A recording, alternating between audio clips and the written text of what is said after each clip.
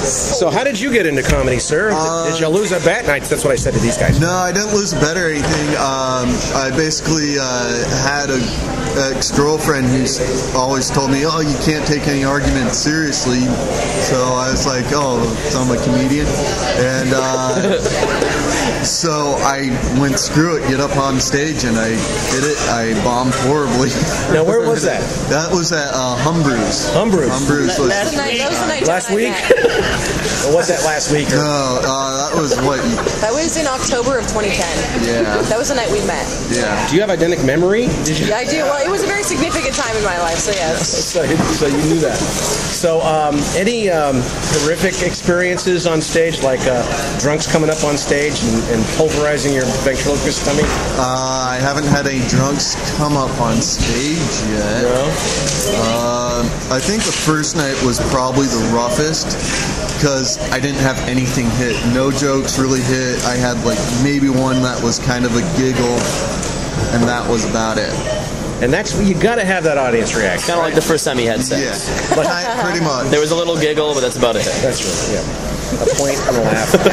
I've been there. Hey, brother, we can form a support group. How did bros? What's that? Bras, bros. The bra froze. Bras. I stopped wearing them. Are they called bros? Bros now. A man's ear. A man's ear. Man's ear. 1st of April, I want to put a big one on the couple of cups sign. There we go. Just between you and me and our listening audience of 3 people. 3,000. I meant to say 3,000. Okay, now Don's going to come over here in a little bit. Is this our group? Let's see. This is Ba-Dum-Chh. This is the core. It is the core. 1, 2, 3, 4, 5, and 6. Six is also Dr. Fox Meat, but he's a little more elusive. Dr. Fox Meat. He's one of ours, though. He's one of ours. When we can get him, he's ours. What's behind that name? Did he come up with that name on his own? He was named that at birth. Dr. Fox Meat. Yeah, first name Doctor, last name Fox Meat. Yep. I actually think his middle name is Fox Meat too. Weird parents. Yeah. Oh, actually, his last name is Fox Meats. Yeah, it's plural. It's Dr. Fox Meat, Fox Meats. Okay, yeah. Okay, this brings up a subject I've been asking. How much did your parents encourage you or discourage you to do this? Starting with the lady here. My dad was wonderful, and he told me I could do anything I wanted to do. If I wanted to be a lawyer, he would buy me books about law. If I wanted to write a screenplay, he would, buy me a screenwriter's Bible, and whatever it was I wanted to do.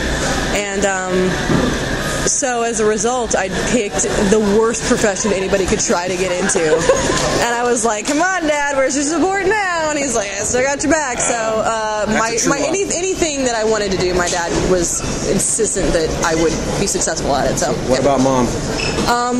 My mom just wants me to look pretty. So as long as whatever I decide to do, I look good while I'm doing it, my mom doesn't care. On this note, can you ask your mom to stop hitting on us? No. You know what? Hit on me yet? What are you talking about? She will. No, just... I will not. So, I'm not even getting involved. That lover's banter. That is all your own. Speaking of which, Sherae's mom wants me. So, has your parents supported you in this effort? My mom has always been extremely supportive. Coming from like a single mother, doing her own thing, working like 5 jobs, she has, allowed me to have a lot of time alone, a lot of freedom, and she constantly destroys my creativity. So that is the best encouragement ever. To want to go up on stage and talk shit. How does she? That's okay. I've got a good story about Maty's mom. Actually, Maty's mom is fantastic. Maty's mom rescues seals. That's what she does. Oh, cool. So, well, no, hang on. Wonderful. She Navy SEALs. Navy SEALs. She's a mean mother. So, but it doesn't matter. Volunteer or paid, she still lends her hand in rescuing these animals. And they are animals. I've drunken with them before. Okay, let's rephrase. Baby seals. Baby seals. She rescues baby seals and larger ones. So let me just get this out real quick.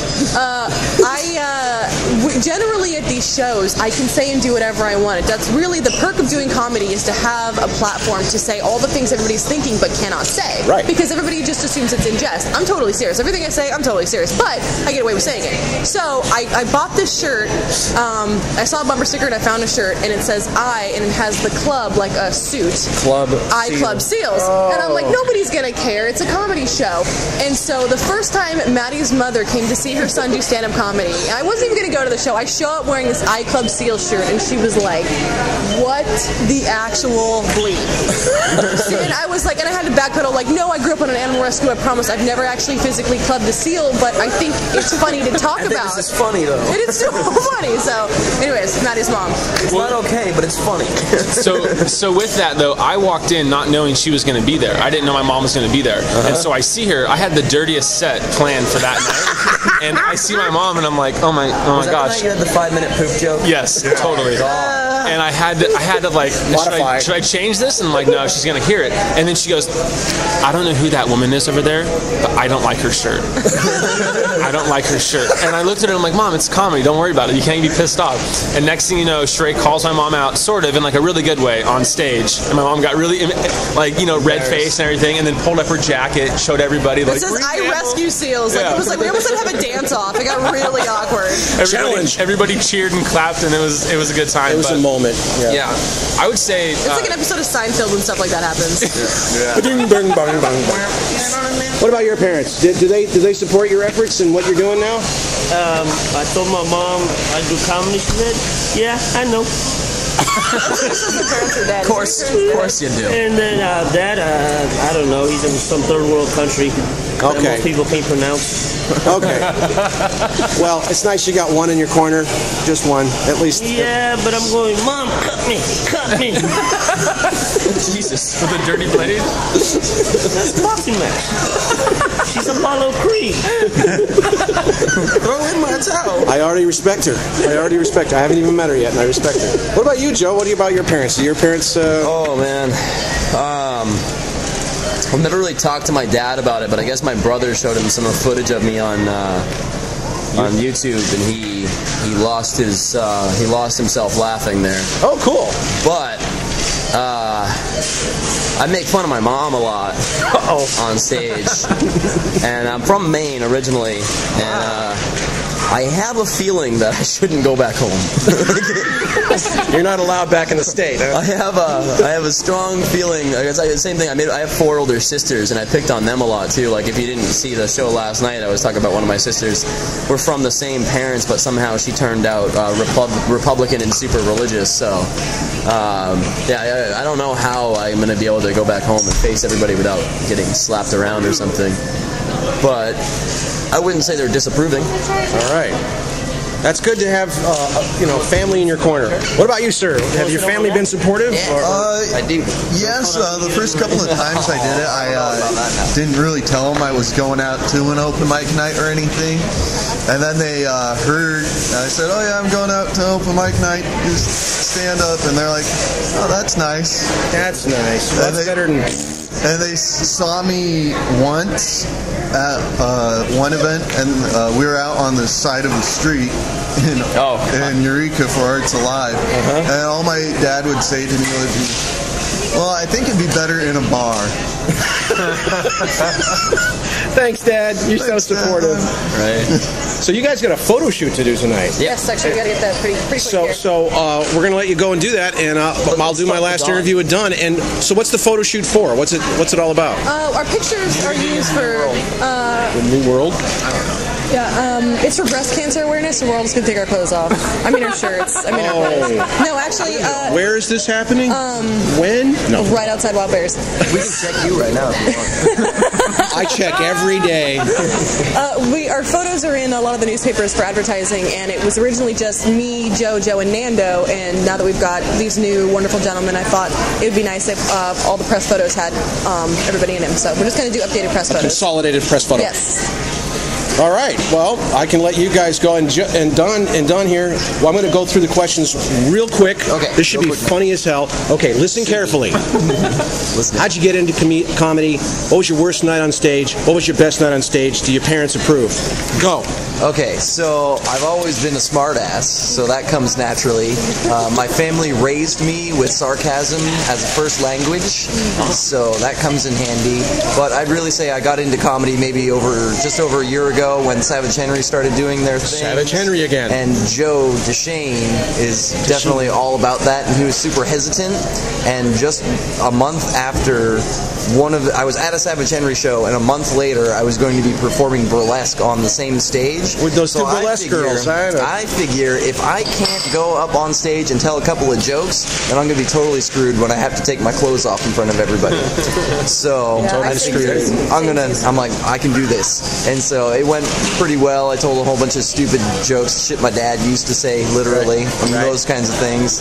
And it went pretty well, and I performed with burlesque and other various forms of performing. Yes, I've been there. It's, to me, comedy is just a little more fun and just a little less pressure because I'm not like dancing or doing choreography or wearing pinstripe shorts, folks.